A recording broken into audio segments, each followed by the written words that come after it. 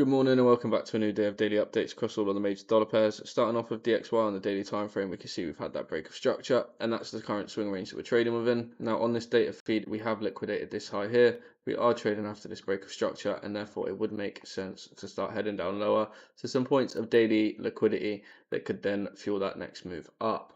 However, I would like to note that on some of the data feeds, we haven't actually taken out this high over here, and therefore this demand zone could create just that bounce to run out the high one more time, so that on all data feeds we've taken it before looking for that downside for the pullback. What does that mean for Euro USD? What we can see is we've got that daily break of structure in towards the downside, and this is our current swing range that we're trading within.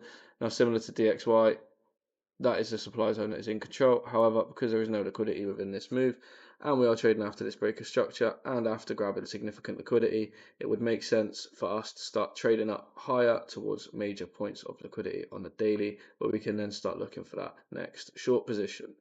If we go down onto the 4-hour time frame, what we can see is we've got this break of structure in towards the downside here. We've got our swing high and we've got our swing low. Now, ideally, I'd like to see one of these highs get taken before we see that next move in towards the downside. So framing the trade from that idea, I'm going down onto the 1-hour time frame and anticipating some short-term intraday upside. We've got this break of structure on the 1 hour here, swing high, and we've got our swing low. On the 4-hour time frame, this is one of the liquidity highs, and then this is the other liquidity high. So what I'm looking for now is we've got this break of structure here. This is a swing low, this is a swing high of the internal leg. This low is relatively strong because it liquidated this equal lows here, and therefore this demand zone as well that it created should push price back in towards the highs. The only thing is we do have this internal trend again that's pushing price down.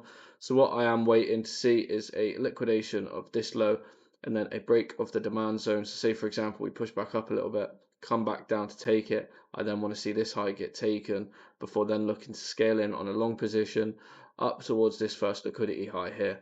I won't hold it to the second one because it's just not worth the risk to me. I feel like it's a lower probability trade once we take out the first point, but I do think something like this could work in the short term, even if it's only a 1 to 1.5.